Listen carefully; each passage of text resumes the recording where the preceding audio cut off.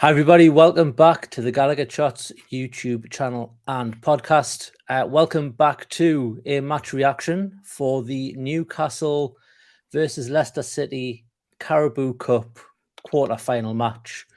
And Roger, seems that you are in Toronto and Decker is not joining us. I will let you say those famous words if you would do us the pleasure. Oh, God. Wow. You hit us with no pressure. that one, didn't you? Right, okay. Aye. Win you now. Get it! Get it. Come on. We absolutely did. As you can probably guess, we are all over the moon. This isn't the Always Smiling Faces podcast, but we all have smiling faces. We beat Leicester 2-0.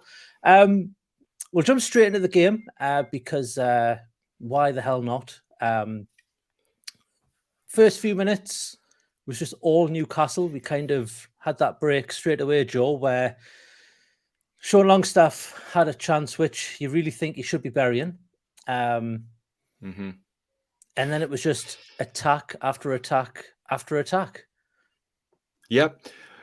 On that Sean Longstaff chance, real quick, it's a sitter. He has to score it. Miggy and Willock play some beautiful 1-2s on the left-hand side. The fullback's completely done, and he kicks into the ground, and it's a bad miss. There's no two ways about it. But I think the important thing is that he's getting himself into those positions. There's another chance later on in the first half where it was a fantastic bloody save by Ward. Great save. But he's getting in these positions, but it was an absolute sitter, mate. Absolute sitter. But from then, it was just, like you say, wave after wave. The interplay between Miggy and Trippier. Yeah. The amount of crosses coming in, especially early doors, was fantastic. And Bruno, my bloody God, a couple of shots that he had could have taken the net off if they had been on target. We were quite unlucky, and it was just great to see that relentless pressing from an early stage. Yeah, it got like 20 minutes in, and like I said, it just seemed to be so many chances, and we just weren't taking them, Roger. You kind of got that fear creeping in that this was going to be one of them nights where we were going to maybe not finish for dinner and maybe not score the goals, and it was going to go to penalties. Did you ever have any doubt in your minds for that when you were watching that first half? No, I think for me it was everything the Chef Wed game wasn't. In terms of like intensity, in terms of aggression. Although I don't think that the Chef Wed performance was horrendous. I don't think it was. It was just you could tell, like you're saying there about Bruno, like everything was done with intensity, and it was done with purpose, and it was done deliberately, and it was a couple of unfortunate missed opportunities, and we could have been 2 or 3 up in the first 10 minutes, 15 minutes, and it's game over. But I never really. I just always had a feeling that we're going to win that game, and we're going to come out on top. And I didn't think it was going to be a draw and go to penalties. I just thought we'd get it done in normal time. But it was a little bit squeaky when these chances start going begging. But I just had a feeling of like, I mean, I had like one eye on the kids, one eye on the match, and I was like, she's watching Baby Shark. I've got the iPad up here. I was like, oh my God. But no, it was just mint, absolutely mint. I'm just absolutely buzzing. I'm so delighted. You mentioned the Sheffield Wednesday game, and obviously there was a huge change in the lineup. Going back to probably the lineup, I think it was the same lineup that faced Arsenal in terms of the starting 11. Roger, probably no surprises with the starting 11, or were you expecting maybe 1 or 2 of the fringe players to start? Someone like St. Maximum, or maybe he start getting a run out to start the game, or do you think we just needed to do what was needed to be done and get the job done? I think the Chef Wed game showed you where the priorities lie, quite rightly so. I think that team was probably good enough to beat a League One team, regardless of form and how big Chef Wed are as a club, as a fan base. However, it was this game that was the focus, and I think we can all now look back on that and be like, actually, yeah, like the FA Cup will come another season, hopefully, and this has got to be the focus now, because we're in a position in the league where we can afford to drop off, and if we can get this trophy by February, by the end of Feb, like the rest of the season is like, right, let's just attack it. Let's see where let's see where we can finish. If we've gone out today, then everything's doom and gloom, and well, not everything, but you know what I mean. There's a bit of taste going into the second half of the season, whereas now our season is just hopefully regathering that momentum that came from the going up, leading up to the Chelsea game, into the World Cup, and then obviously back into what we've got now. We had a bit of a bump in the road with Chef Wed, but good times are coming, baby. Yes. Yeah. Before the match, Sky interviewed Eddie Howe, and I think one of the comments was is the Sheffield Wednesday game like a reset button where you've had that little blip and now you can just get back to the way you were before. And I think Eddie Howe even agreed. Look, probably should have beat Sheffield Wednesday with the team that came out, but we didn't. You can't win every single game, you know, and you've got to accept that. And we won't win every single game. But we did the business today, and we'll move on to the rest of the game. Obviously, that first 20 minutes was just a whirlwind of emotion and of Newcastle attack. And then, Joe, it seemed to just go a little bit flat. I think not just on the pitch, but the fans seemed to go a bit flat. Do you think there was maybe a bit too much of an expectation there of, we've got these chances and the fear was starting to creep in for some people. And then half time comes along and you just think we should have been ahead here. But those it's happened quite a few times. It has. Yeah, it's happened a few times this season. And I think, like you say, the crowd almost getting a bit of sense of deja vu. I'm talking Leeds, Bournemouth, Palace, these teams where they play a low block and we're struggling to break them down at times, especially without a talisman like Alan St. Maximin to open up the space. Don't get me wrong, Willock and Joe Linton interchanging create some fantastic chances, but there was something missing, which it was almost like a massive ASM-shaped hole that was just missing from the creativity that we thought, if he comes on, perhaps he creates that space that a Wilson could run onto to tap it in, and there was that worry. There was definitely that worry. I just found it incredible that when the second half started, it was business as usual. Yeah. I thought that I honestly thought Leicester would come back out a little bit, more solid, maybe tighter, thinking, okay, we've gone through the first half unscathed. We just need to weather the storm 45 more minutes and, taking the penalties, or perhaps nick it on the counter attack, like bringing the Jamie Vardy on as they did later on. But it didn't take long, did it, for us to? It didn't. Well, before we did that, I mean, straight away, Joe Linton hits the post. Yeah. And it was just chance after chance after chance again. And it I'm not going to lie, it got to the point where that fear was getting ever more increasing. But then Roger, the man from Blythe doing the business. God. Oh my God! A Ben Arfa-esque dribble through three defenders, finishing through the legs of a fourth defender. I mean, it doesn't get much better than that, does it? Oh mate, in the Gallowgate end as well. I know.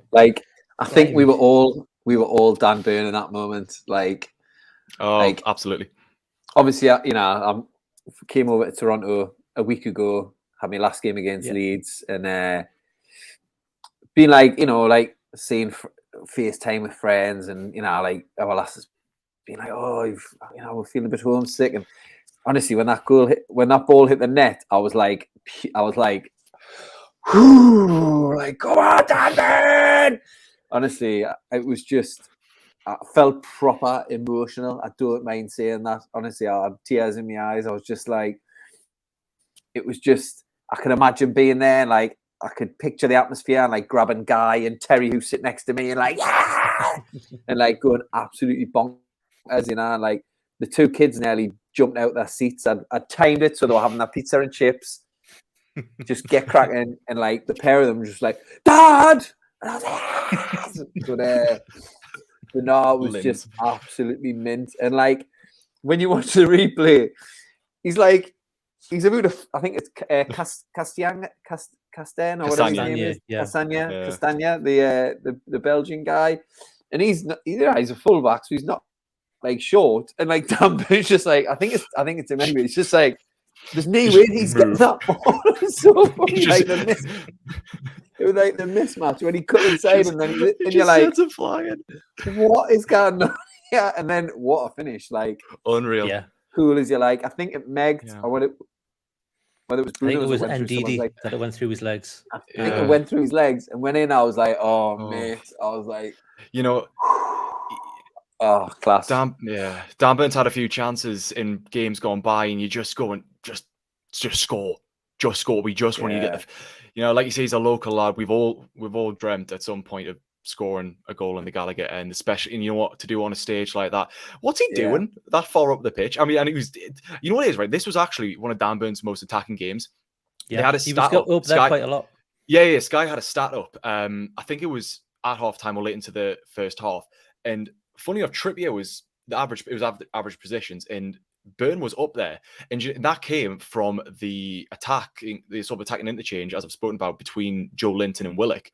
Yeah, a lot of that was coming down the left-hand side and giving him that room. And I'll tell you what, Willock deserves a hell of a lot of credit for his part in that first goal. His pressing was relentless. He was the one who won the ball back and managed to give it to Dan Burn. So, I mean, the whole team, the pressing was great from minute one. But yeah, just wanted to give him the sort of applause because he was great in the lead for that goal. I'm glad you mentioned Wick because he was like, Willock always takes a while to get going. He's the same at the start of the season, and then when the season break came, he hasn't been the player that was the back end of November. And then he was so key. And he's saying about the interchange between him, Joe Linton, and Dan Burn, and like we're actually getting a bit of a nice partnership there to complement the partnership on the other side. Absolutely. So love Joe Willock, absolutely love him. I'm buzzing for him. I've got a quick question, actually. Sorry.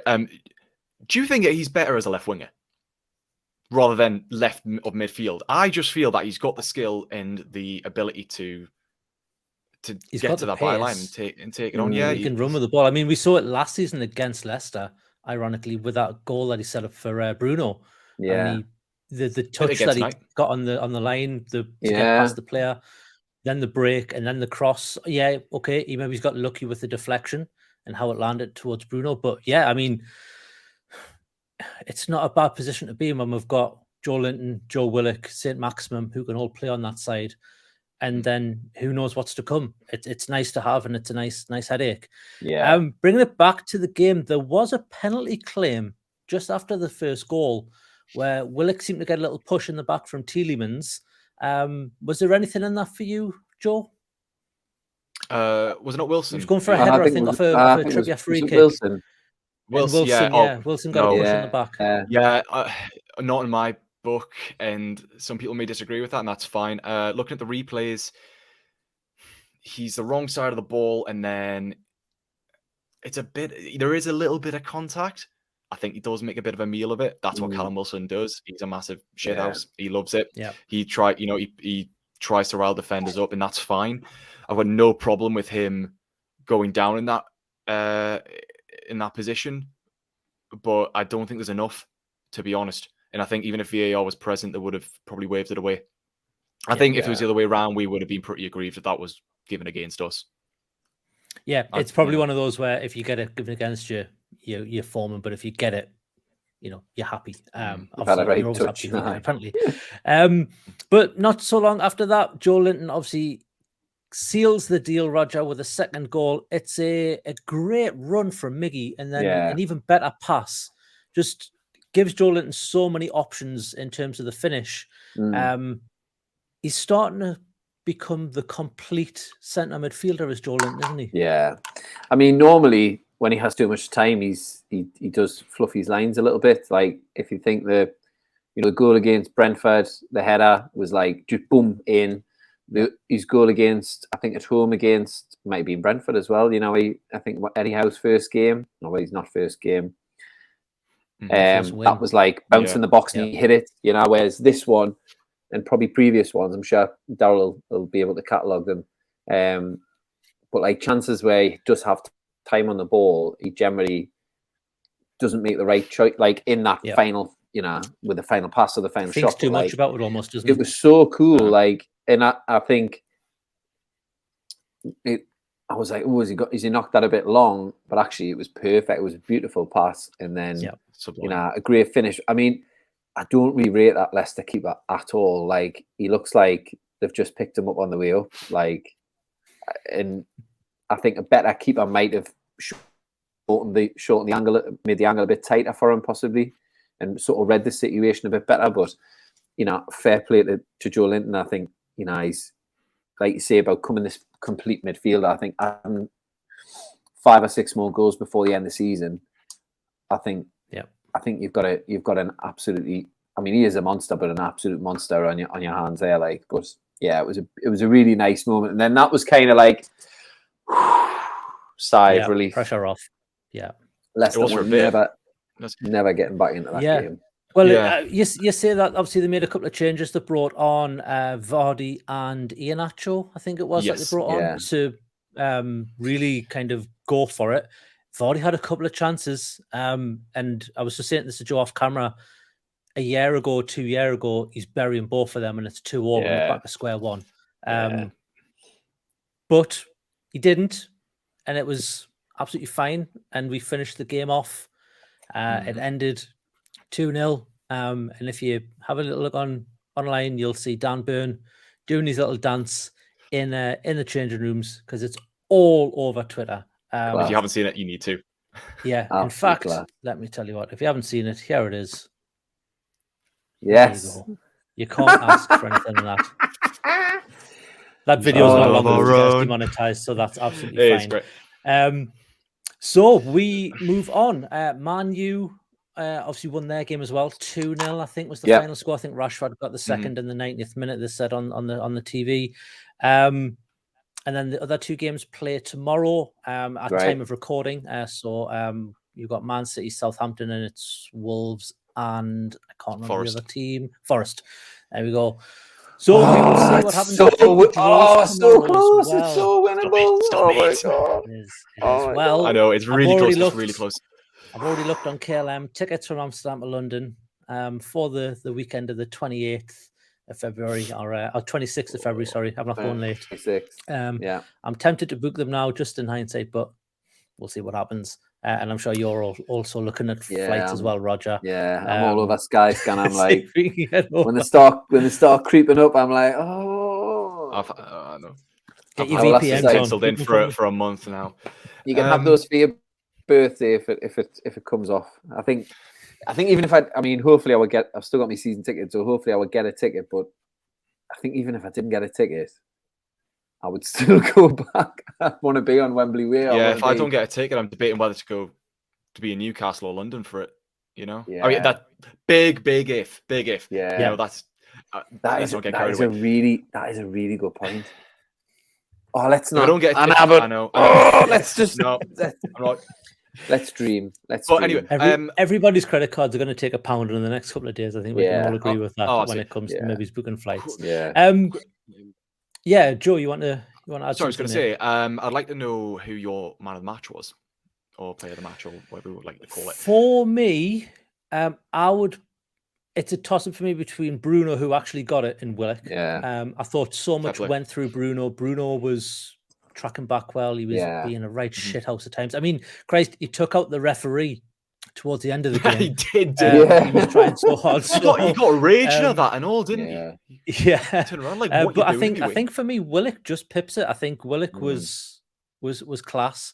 Obviously, we haven't mentioned them coming on, but we did see a cameo from Isak and St. Maximum, and St. Maximum looked very lively when he came on. Not man of the match level, because he was only on for 8 minutes. But they didn't show us on the telly. But I think Harry put in the group that Eddie Howe had his arm around him and was talking to him. So given the rumours that were doing the rounds after after the Sheffield Wednesday game, it's good to see that. But yeah, for me, I would say Joe Willock be my man of the match. Roger, I'd maybe go with Dan Burn. Like, he got the goal. He was really solid. He was a threat from set pieces. I mean, he had a couple of opportunities in the first half with a header. He was really solid. There was some nice link-up play with Joe Linton on that left-hand side, like nice interchange of passes. There was one where he kind of, I think it was like it's either on a half volley with the side of his foot, and he just played it down the line, and Joe Linton ran onto it. Like, so unfashionable, but mine would be Dan Burn, and purely for nostalgic reasons. Like, yeah, he got the goal at the Gallowgate end, like, but having said that, obviously Bruno was intense. He was really good, dominating midfield. Joe Linton was excellent. Willock was really good. So I think the throughout fact the there's team, so many names in the hat shows that how well we played, and there's easy a few candidates. I'd like to give a shout. What did you make of Wilson? Cher. Yeah, Cher Wilson was really good. Yeah. So to answer your question, Wilson, I thought we were speaking about this. Like, I felt it was a bit off the pace. I'll be honest, right? I absolutely adored the way he held the ball up. And you know what? This isn't a knock on Chris Wood, but Callum Wilson holds the ball up in a way that you would assume someone with the stature of Chris Wood would do it. But on top of that, he was making some fantastic runs, so almost like pirouettes, just turning and attacking the space behind the defender. He did that quite a few occasions and almost got through a couple of times. It was great to see, and that's just down to his obviously a little bit more skill, but it's good to see how sharp he is. But back onto the man of the match. I agree with everything you're saying. I want to give a shout out to Fabian Cher, winning so many of the headers, so many tackles. He started off a lot of our attacks, and I thought Botman didn't have the best game. Still absolute unbelievable player, but it wasn't his best game. And I thought Fabian Cher just sort of helped him a couple of times when we were caught out. So just wanted to give a shout out to him because I thought he was fantastic tonight. Yeah, they're a good partnership of Cher and Botman, because when one maybe isn't as performing as well as they usually do, the other one steps up to the plate, and makes the other one look better than maybe they are, and vice versa. And you see that all the time, and it's really nice to see. I think we've got a nice little central defensive partnership going on there, and long may it continue. I mean, Fabian Cher, has he got a year left on his contract, or has he just signed a new one recently? I think he hasn't got long left. I think he might got have an extension. I think I remember. Last year got an extension. But he's still capable of doing the business. So whatever's happening there, we should probably get another contract onto him. Yeah. Just before we wrap things up, Joe, I'll bring it back to you. You might not have seen this, Roger, but on Sky they interviewed Dan Ashworth before the game, and he was talking a lot about transfer windows and what the plans are and everything. And one of the things that really surprised me was he was saying, "Look, we are planning. We know what we're going to do in the summer. We know what we're going to do next summer. We know what we're going to do in the next January window." He says we plan 3 to 4 transfer windows in advance. The word financial fair play, or the acronym FFP, was used quite a bit. Do you think that, Joe, was to dampen expectations for this January transfer window a little bit?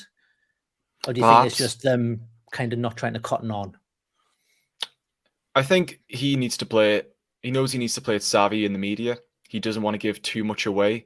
At the end of the day, he's a businessman that wants to look for the best deals possible. The last thing he wants to do is potentially say something that could compromise, them having a leg up in a deal, anything, really. It is a little bit of dampening expectations, but at the same time, most sensible fans understand that we're not yet in a position to be able to splash all the cash that we want to. We're just in a very fortunate position that we're doing so well so early on. And we had such a great couple of windows just gone that we needed it to go as well as it did in order to be in the position that we're in. Almost every single, you could argue pretty much every single signing that we've made so far has been a hit to one extent or another. And so we're in a very great position. He knows the financials of the club. We're going to be bringing some fantastic sponsorships. We aren't... The first team is obviously very important, but it's not the only thing that the club needs to focus on. We've got the academy to build. We've got the training ground to develop. stadium needs complete refurbishment. There are so many things to think about.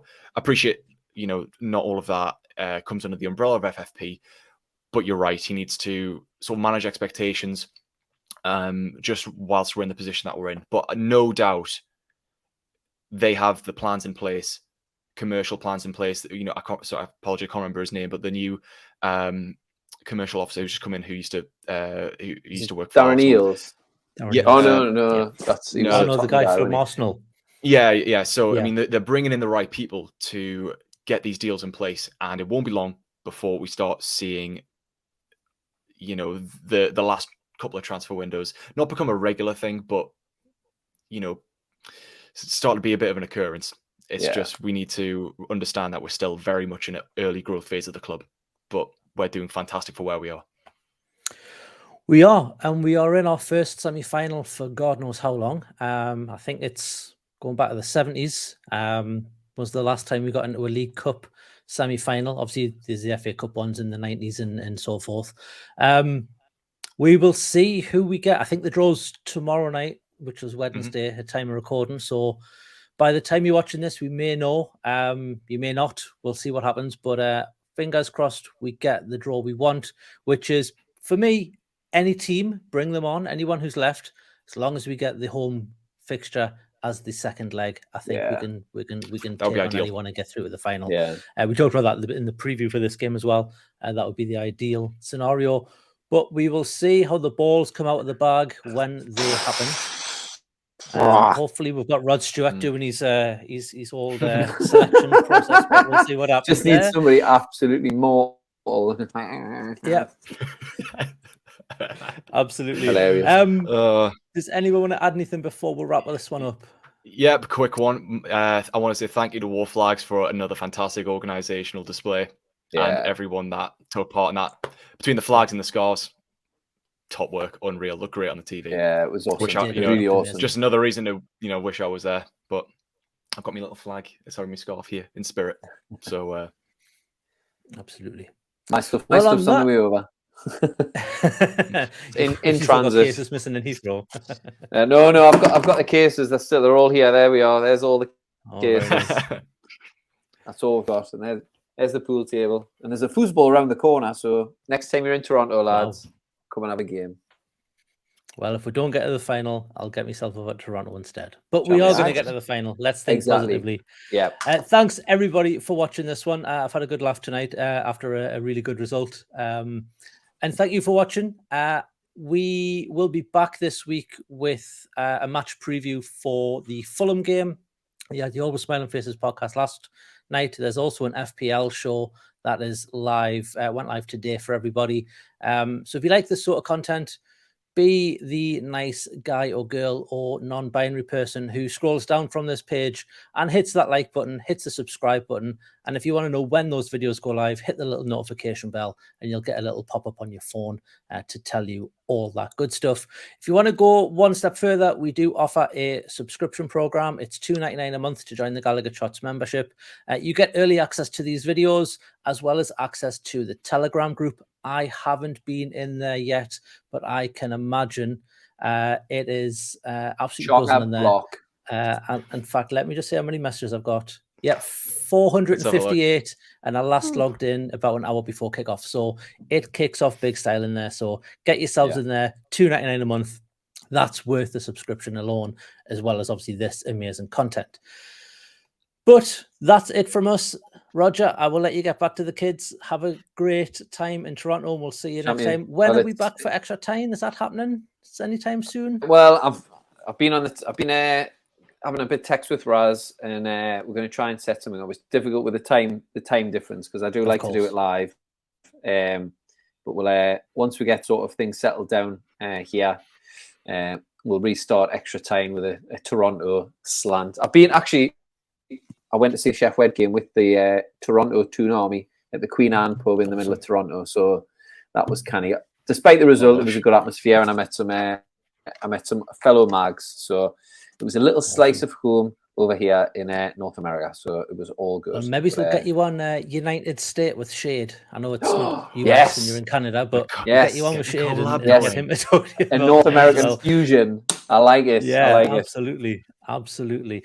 Joe, thanks as always, mate. It's been a pleasure. Thank you. And like I said before, thanks everyone for watching. We'll see you in the next one.